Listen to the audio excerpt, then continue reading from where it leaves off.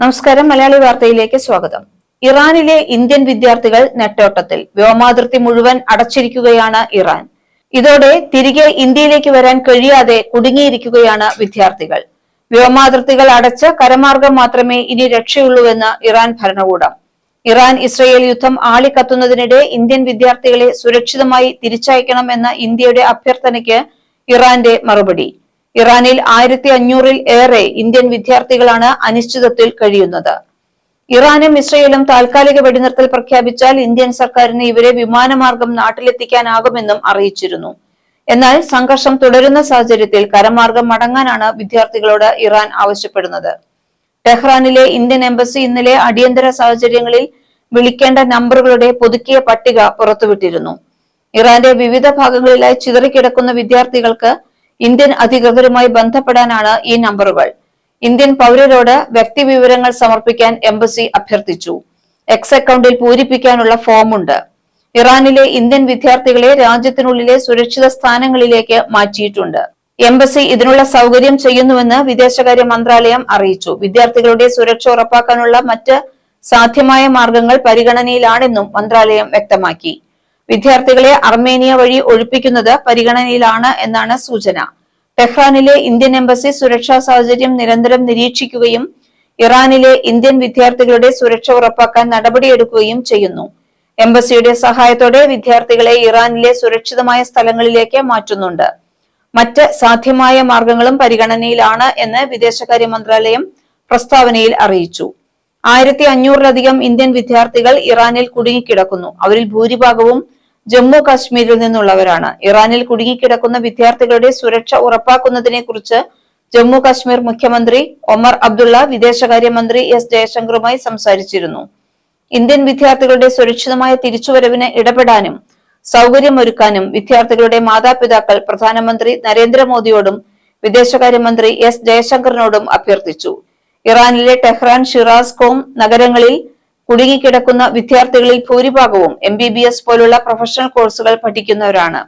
ഇതിനിടെ ഇസ്രയേലിലെ ഇന്ത്യക്കാർക്ക് ഇന്ത്യൻ എംബസി വീണ്ടും മുന്നറിയിപ്പ് നൽകിയിരിക്കുകയാണ്. ടെല്ലവീവിലെ ഇന്ത്യൻ എംബസിയാണ് ജോലിക്കാർ, വിദ്യാർത്ഥികൾ, വ്യാപാരികൾ അടക്കമുള്ള ഇസ്രയേലിലെ ഇന്ത്യൻ സമൂഹത്തിന് മുന്നറിയിപ്പ് നൽകിയിട്ടുള്ളത്. സുരക്ഷ ഉറപ്പാക്കാൻ ആവശ്യമായ നടപടികൾ സ്വീകരിക്കണമെന്ന് നിർദ്ദേശം നൽകി. നിരന്തരമായി പശ്ചിമേഷ്യയിലെ സംഭവവികാസങ്ങളെ എംബസി നിരീക്ഷിക്കുന്നുണ്ട് എന്നും ഇസ്രയേൽ അധികാരികളുമായി ആശയവിനിമയം നടത്തുന്നുണ്ടെന്നും എംബസി വാർത്താക്കുറിപ്പിൽ വിശദമാക്കി. ഇസ്രയേൽ ദേശീയ അടിയന്തരാവസ്ഥ പ്രഖ്യാപിക്കുകയും വ്യോമാതിർത്തി അടയ്ക്കുകയും ചെയ്ത സാഹചര്യത്തിൽ ഇന്ത്യക്കാർ ജാഗ്രത പാലിക്കേണ്ടതുണ്ട്. അനാവശ്യമായി സഞ്ചരിക്കരുതെന്നും നൽകിയ നിർദ്ദേശങ്ങൾ സൂക്ഷ്മമായി പാലിക്കണമെന്നും എംബസി എക്സിലൂടെ പുറത്തുവിട്ട വാർത്താക്കുറിപ്പിൽ വിശദമാക്കി. ഇന്ത്യക്കാരുടെ സുരക്ഷിതത്വമാണ് എംബസിയുടെ പ്രഥമ പരിഗണനയെന്നും എന്ത് സഹായത്തിനും ബന്ധപ്പെടാമെന്നും എംബസി അറിയിച്ചു. സഹായത്തിനായി ബന്ധപ്പെടേണ്ട നമ്പറുകളും എംബസി വിശദമാക്കി.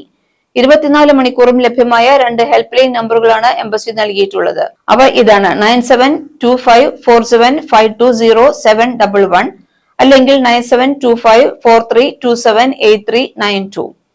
ഇതേസമയം ഇറാനും ഇസ്രയേലും തമ്മിൽ ഒരു കരാർ ഉണ്ടാക്കണമെന്നാണ് US പ്രസിഡന്റ് ഡൊണാൾഡ് ട്രംപിന്റെ ആവശ്യം.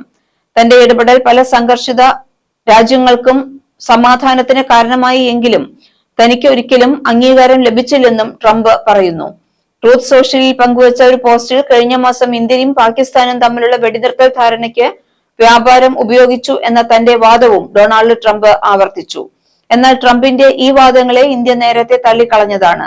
ഇന്ത്യയും പാകിസ്ഥാനും തമ്മിലുള്ള വെടിനിർത്തൽ ധാരണ ഇരു രാജ്യങ്ങളിലെയും സൈനിക ഓപ്പറേഷൻസ് ഡയറക്ടർ ജനറൽമാർ തമ്മിലുള്ള നേരിട്ടുള്ള ചർച്ചകളിലൂടെയാണ് ഉണ്ടായതെന്നും വ്യാപാരം ഇതിൽ ഒരു പ്രധാന പങ്ക് വഹിച്ചിട്ടില്ലെന്നും ഇന്ത്യ വ്യക്തമാക്കി.